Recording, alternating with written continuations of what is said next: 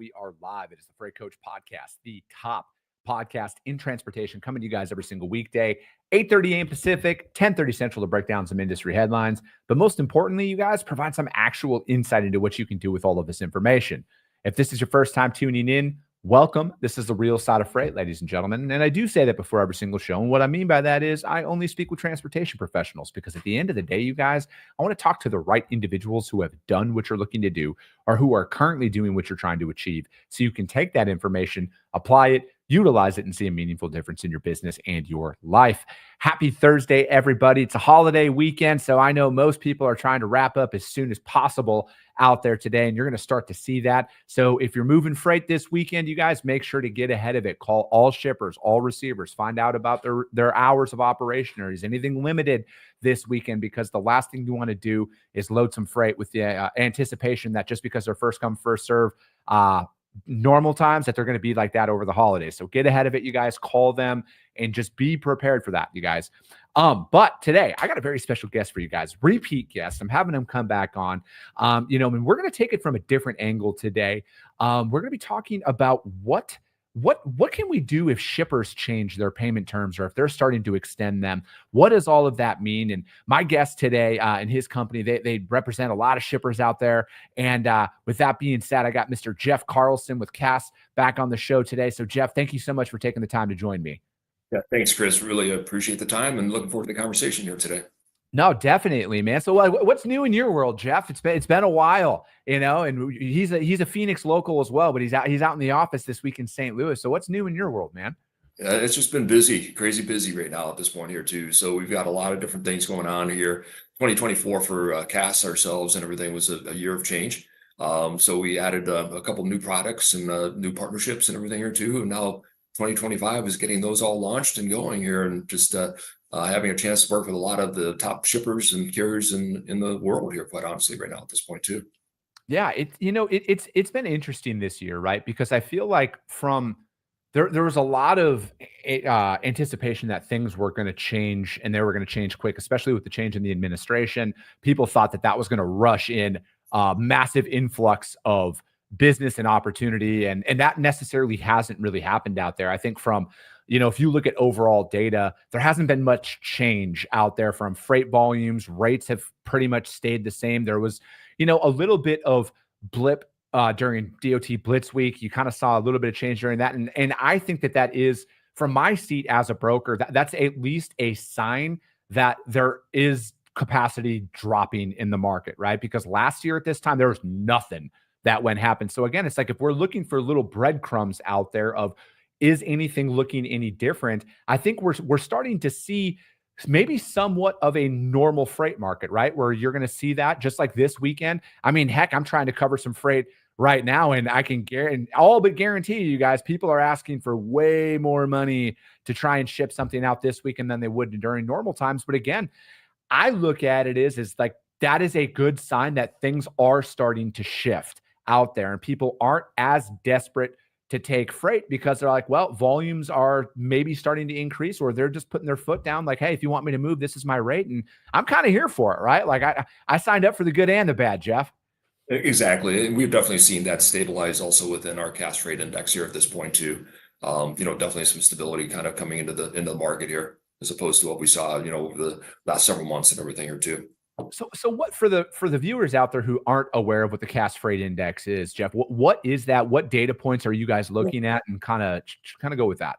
Yeah, at the high level, really kind of, if you think about our Cass shippers, they represent some of the largest shippers in the world, quite honestly, and move a lot of truck business. And so we basically can take a look at a lot of that data and really start to analyze it as far as what's taking place here. Do we see rates declining, stable? Are they starting to go up? And then also too, it just sort of gives us an indication as to where we see the market. Definitely see more of a stability in the marketplace right now at this point, which is positive. I mean, I think we've all been looking for that for a while.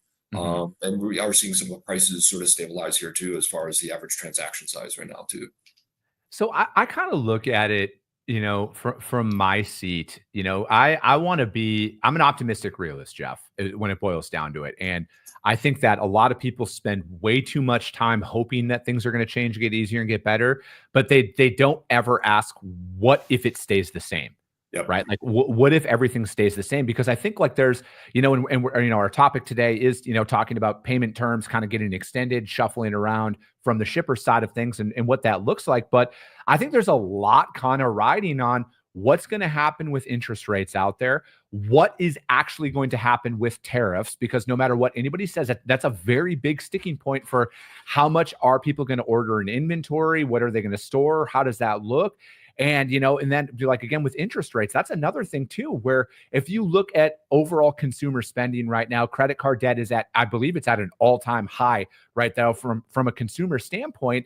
So again, is there going to be any form of financial relief where the individual can restructure their debt? And if you look at it from an individual basis, what do you think happens in big business? You guys, they just play that exact same game at a larger scale. So as you guys are out there talking to your customers, Jeff, what are those conversations looking like right now? Is it a big, hey man, is it a big wait and see? It's a little bit of that. It's interesting. There's a few different pieces going on. I mean, the tariff impact, especially when it first hit, was a major impact. It really, more or less for us, sort of stopped some of the discussions we were having with them. Really kind of what we kind of heard as a recurring theme on the shipper side is that they're just trying to keep up day to day on the tariffs and sort of what that impact was and everything or two. And so starting to see that stabilize right now at this point. What we are seeing though too is the more attention being paid to kind of where a company's cash position is at this point here too, right? And that's a major focus here that I'm really been seeing happen over the last few years, as a matter of fact, from that side. Do you think that, because I'm thinking from like a broker and a trucking company standpoint right here, because you guys represent very large industry, Yes. right? Yes.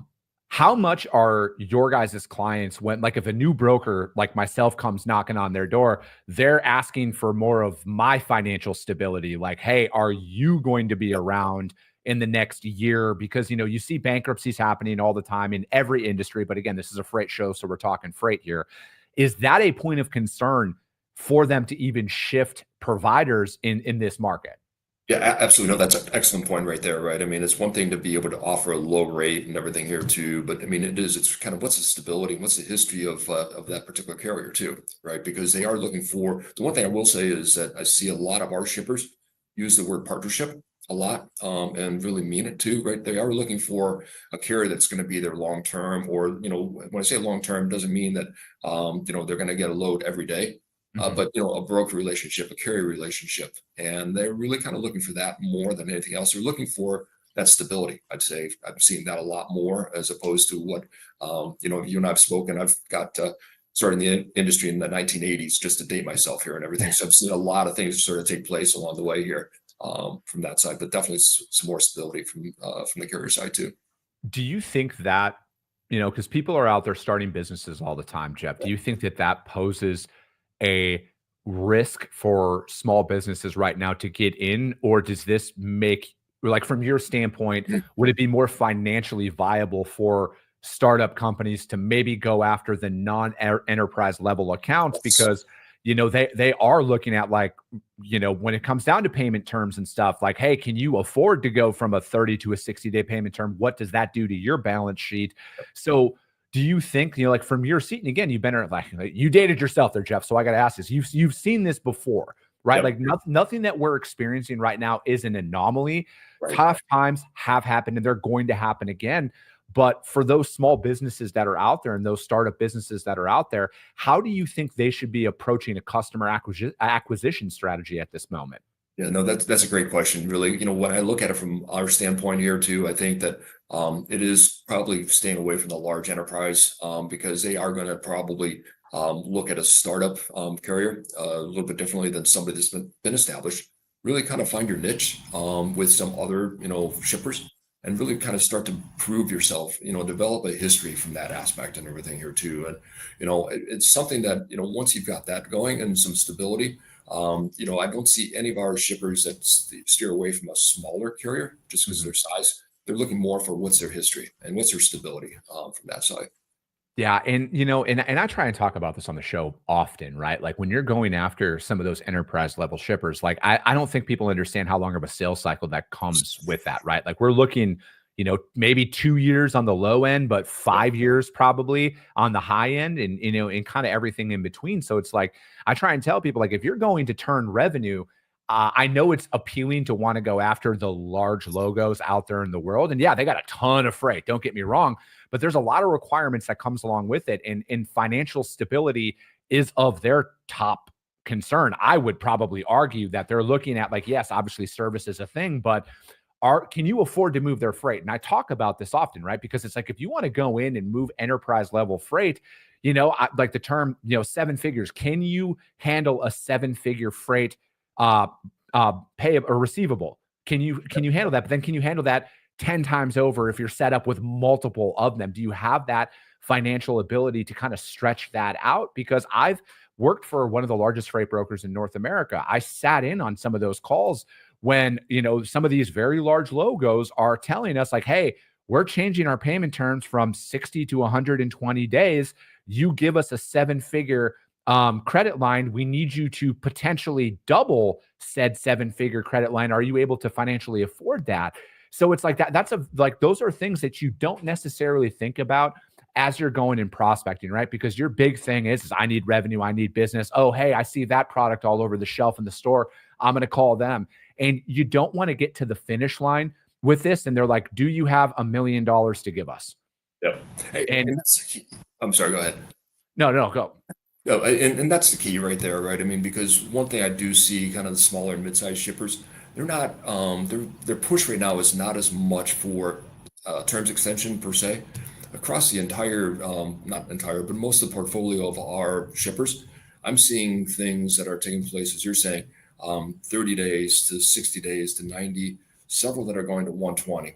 And that is really a push. And, one of the things that I was kind of thinking about the other day here too, is that when I first started back, like I said, in the early 80s, it was pretty much defined that, a truck bill was this much, that's many days to pay. A rail bill is this many days to pay. Right now, it is just really kind of based upon the, business relationship they're looking for. And when I talk about the partnership piece here too, it's also a big driver now as far as will you accept the payment terms of the 60 or 90 and everything here too, because what's happening is that a lot of times before the companies, let's say a large enterprise company, got a supply chain finance program with a large bank, right? And one of the restrictions or constraints of supply chain finance is that they're only going to go after the top, say 10, 15, 20% of the spend by individual vendor. Most of the time, the trucking industry and everything, the individual carriers is not going to represent that. And so there's always been a pushback by the logistics to kind of hold off on that area and going out to extend the terms.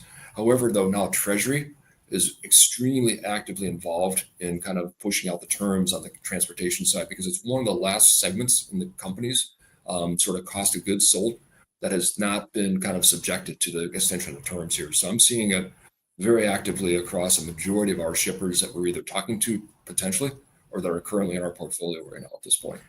So what are the financial advantages do they gain by extending out payment terms? Yeah, it's all about the working capital. What's the liquidity that they can generate for their company, right? It's basically, kind of current assets versus minus current liabilities is where you kind of come up with working capital calculation. And really, it's their determination of how they manage their cash flow. And then they're also looking at opportunities then if I've got enough of a positive cash flow that's providing a benefit to me, do I also have opportunities to invest in other, products or solutions or, just infrastructure and everything here too. So it's all about the working capital for them from that standpoint here. I mean, from a provider standpoint, like if I'm a broker or carrier, I'm looking at this of, are they facing cash flow challenges that are going on out there? And, is there, cost pressures that are coming down from, the C-suite saying like, hey, we got to find a way to free up our cash flow out there.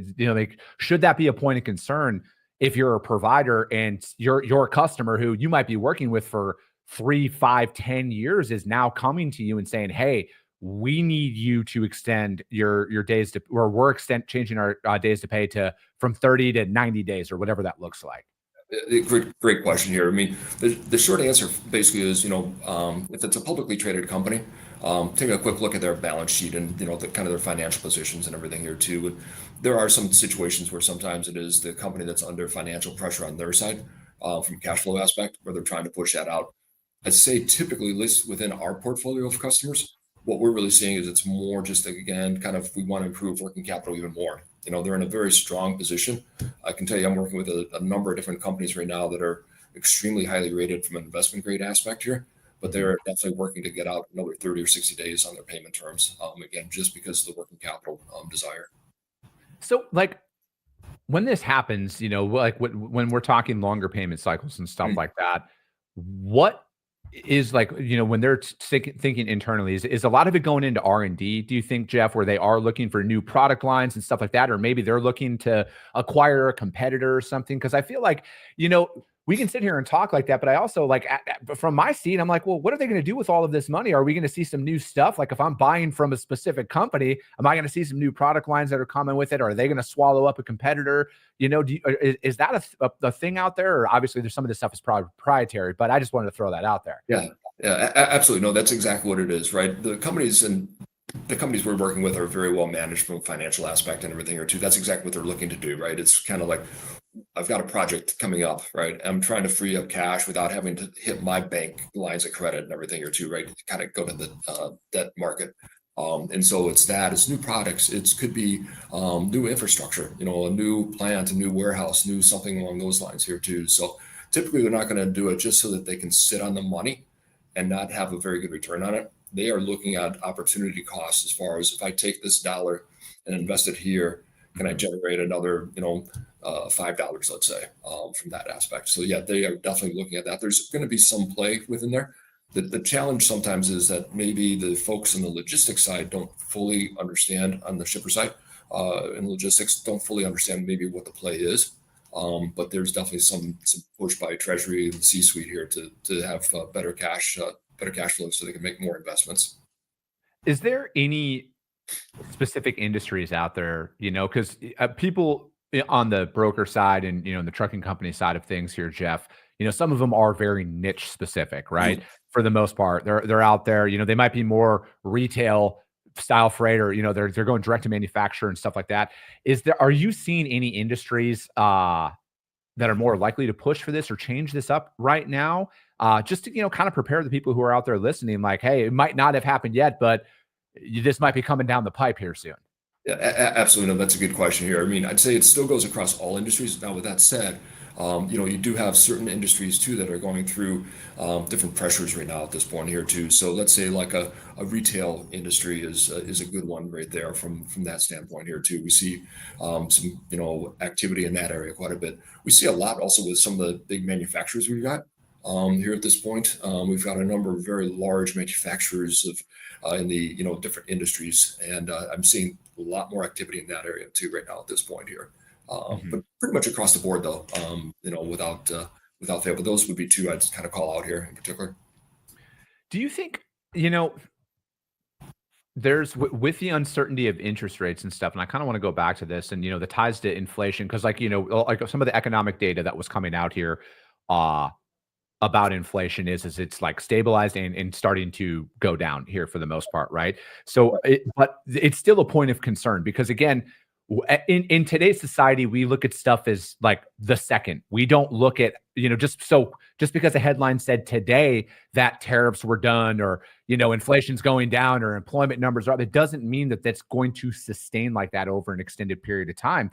So do you think that from the shipper side of things, this is also having them call out to their suppliers and they're trying to renegotiate their terms with, their on all of those things. So do you think that this is an all around strategy that a lot of these manufacturers and distribution centers and everything are going through is they're looking at their total cost structure right now? Because it's, to me, Jeff, it sounds like the CFO is very busy right now on how they are stabilizing their companies and looking to protect it for the next, 6 months here. Yeah, no, that's a great point right there. I mean, it's definitely something we're seeing out there from that side. It's really kind of that focus here. Really kind of how do I generate more cash and again, you said uncertainty, right? And is inflation going to take off? Some more? Is it trending down? I think I'm seeing a lot of I would say it this way, maybe conservative moves. From that aspect, really kind of more trying to protect themselves. From that standpoint here, but that's again kind of with all their other suppliers, even other than the transportation side. this sort of extension of terms and everything is definitely taking place here too. Do you think that they're all, like, would it also be a strategy from their perspective, just with uncertain freight demand and fluctuating shipping costs going on right now, that they're going to just utilize some, these payment terms to kind of buffer against that, and to try and, put in some contingency plans in place where they're, again, where I look at a lot of this, when you're looking at some of the largest companies that are out there, publicly traded or not, they have so much more data than the average person does. They see so much more than we do. And this is why I always caution a lot of providers in the transportation space. When you look at the largest, the CH Robinsons, the Schneiders, the Knight Swifts, the ones who are the top 10 that were out there, yes, pay attention to what they're doing, but also they are looking at things vastly differently than we are. Just like the large manufacturers and stuff out there that you guys represent, Jeff, the publicly traded companies, they have so much more data. They are able to see years in the future, where most of us, again, are like, how am I going to pay my bills in the next 30 days?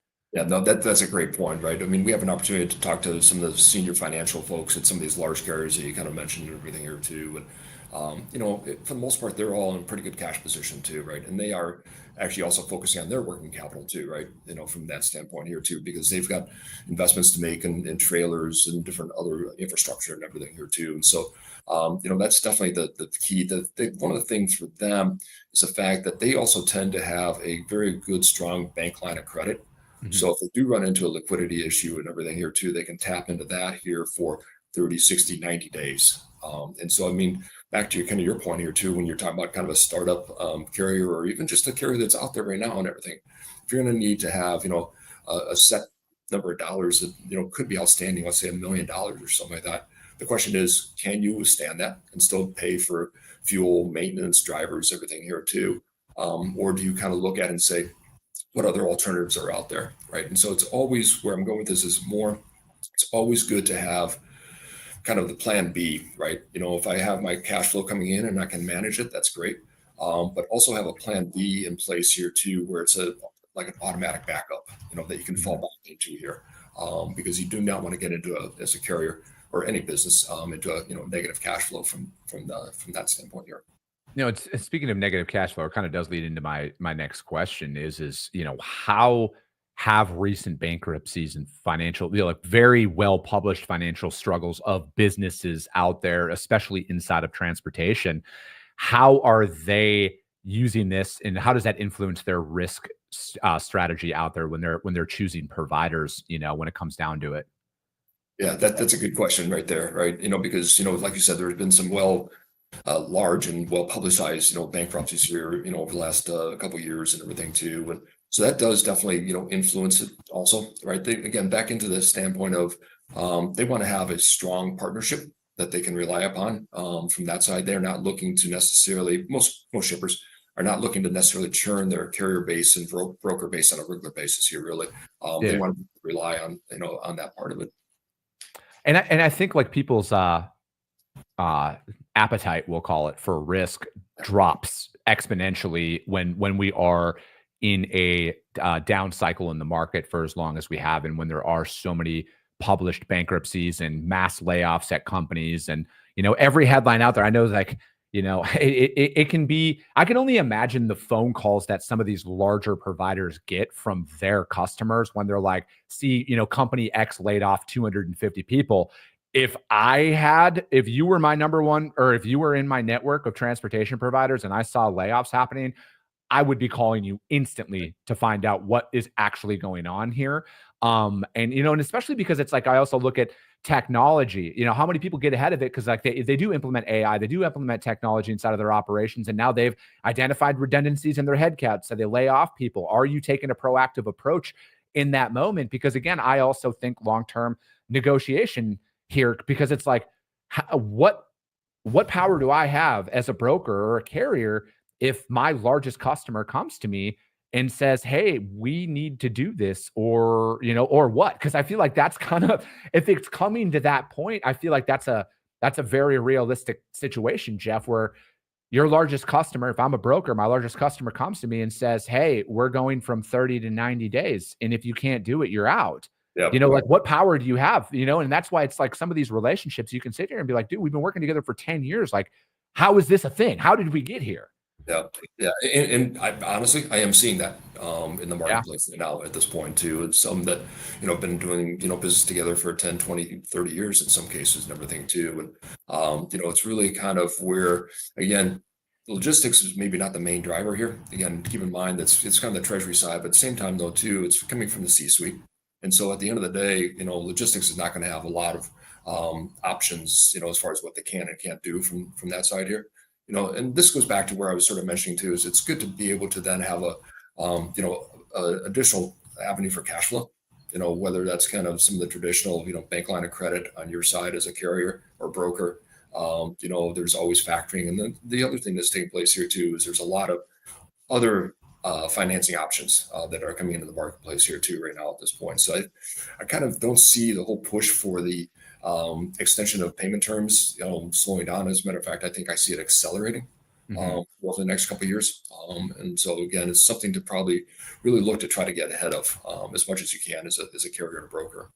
No, and that's the thing, right? Like, I'm glad you brought up factoring and stuff because, like, ironically, I'm doing my monthly Financial Friday show with my friends over at Denim tomorrow. So, it is one of those things, though, Jeff, that I feel like this is a side of things that is not. It's like almost overlooked out there in the media because it's not sexy, right? Like, there's no attention grabbing headline that comes. There's no clickbait that can come for this for the most part until the after effect that you see, right? Because if you pay attention to a lot of these large bankruptcies that are out there and you do your research on them, because I have, right? A lot of it is, hey, we lost a key strategic account that we have been working with for 30 years due to whatever reason, and that bankrupted them. So it's like, as a business owner, and I talk about the importance of cash flow on this show literally on a weekly basis and how fragile most businesses are. Most businesses are truly 30 days from going out of business every single month for the most part, right? And this is why it's like protecting that cash flow, but also pay attention to these signs, you guys. Pay attention to everything literally Jeff was telling you, because you might have an idea that this is happening. And if you're out there and you fall into that category of 80% of your revenue comes from 20% of your customers, you might want to start having these conversations and throw some feelers out there and see, because if something's coming down the pipeline, you might need to get with your bank sooner than you think, or your factoring company sooner than you think, about your credit line that comes along with this, and maybe identifying any potential risk factors that are starting to become evident. And if you are working with those publicly traded companies that are out there, fortunately, all their data is public. So you should be scouring their 10K. You should be scouring any public data that is out there to protect yourself, because ultimately, as a business owner, no matter what, you guys, you got to play the hand you are dealt. Fair and unfair is irrelevant. You have to play the hand that you're dealt if you're going to play at the highest levels. Well said. I mean, that's the whole key right there, right? I mean, it is kind of, you're going to be dealt that hand. And, and again, start looking also for some of the alternative financing options out there. There's different freight payment companies such as ourselves that are also offering financing alternatives here too, right? And so, kind of evaluate it, but also be looking for, just as I was saying, the shippers want a long-term stable partner and vice versa. Be looking for your financing partner to also be a long-term stable, provider and everything here too, because you'll have to rely on them at different times here too. No, definitely. Jeff, I appreciate your time.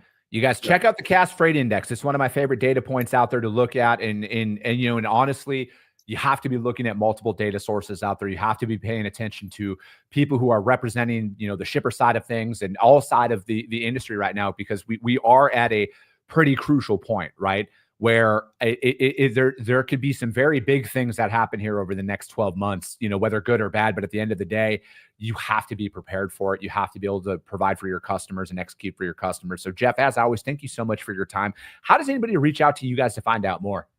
Yeah, check out our website, www.cassinfo.com, and you'll see some information out there about us. And we're always happy to just have a conversation, just to kind of, talk about what we see in the industry.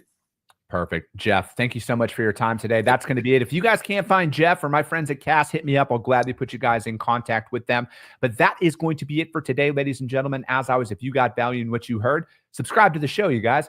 you're feeling really ambitious after this one, which you should be, rank the show on iTunes and Spotify as well, because if you saw value, that's how your network's going to see value. I appreciate you guys. I love you guys, and we'll be talking to you soon.